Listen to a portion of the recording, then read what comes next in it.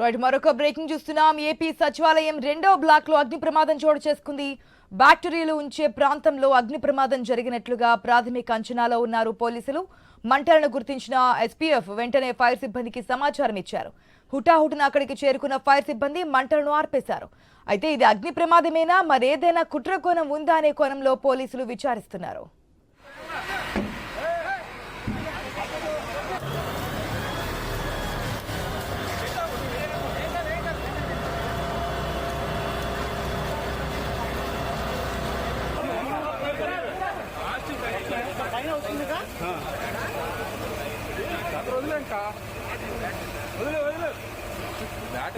దాంట్లో పెట్టి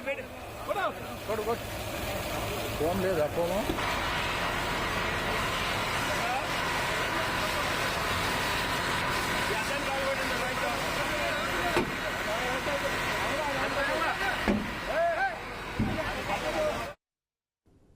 right, AP సచివాలయం రెండో బ్లాక్ లో అగ్ని ప్రమాదం చోటు చేసుకుంది. అగ్నిమాపక సిబ్బంది మంటలను అయితే అదుపు చేస్తున్నారు. పూర్తి అప్డేట్స్ తెలుసుకుందాం మా ప్రతినిధి హరీష్ ద్వారా.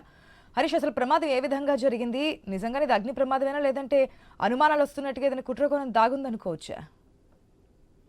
ఆశా, తెల్లవారుజామున సమయంలో సచివాలయం సెకండ్ బ్లాక్ లో ఈ ప్రమాదం జరిగింది.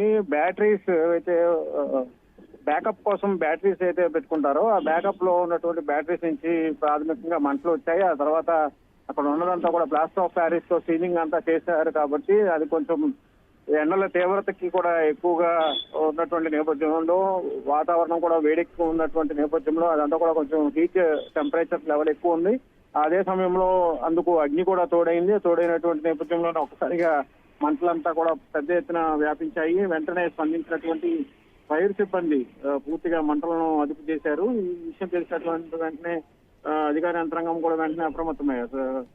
సచివాలయం రెండో బ్లాక్ వద్ద ఫైర్ సేఫ్టీకి సంబంధించినటువంటి సిబ్బంది వెంటనే రంగంలో దిగి మంటలను అదుపు చేశారు. ఇందులో కుట్ర కోణం ఏదైనా ఉందా అనే కోణంలో కూడా ప్రజెంట్ విచారణ చేయాలని చెప్పి ప్రాథమికంగా భావిస్తున్నారు. సచివాలయం రెండో బ్లాక్ లోనే అటు డిప్యూటీ సీఎం పవన్ కళ్యాణ్, ఆర్థిక మంత్రి పయ్యావుల కేశవ్తో పాటు మున్సిపల్ మంత్రి నారాయణ, పౌర సరఫరాల శాఖ మంత్రి నాదెండ్ల మనోహర్, దేవాదాయ మంత్రి ఇలాంటి కీలకమైనటువంటి మంత్రులతో పాటు హోంమంత్రి పేషీ కూడా ఇదే సెకండ్ బ్లాక్ లో ఉన్నాయి. దీంతో తెల్లవారుజామున జరిగినటువంటి అగ్ని ప్రమాదం సమయంలో లోపల ఎవరూ లేకపోవడంతో ప్రాణాలకైతే ఎవరికి ఎటువంటి ఇబ్బంది కలగలేదు, ఎటువంటి గాయాలు కూడా ఎవరికి కాలేదు. అయితే ఎంత టైట్ సెక్యూరిటీ అనేటువంటి సచివాలయం లాంటి ప్రాంగణంలో నిజంగా ఇది షార్ట్ సర్క్యూట్ వల్ల జరిగిందా, లేదంటే ఏదైనా అనుమానాలు ఉన్నాయా అనేటువంటి విషయంలో కూడా, కుట్రకోణమా అనేటువంటి విషయంలో కూడా దర్యాప్తు చేసేటువంటి అవకాశం కూడా ఉంది. ఎందుకంటే ఇప్పటి వరకు కూడా ఎలాంటి ప్రమాదం జరగలేదు.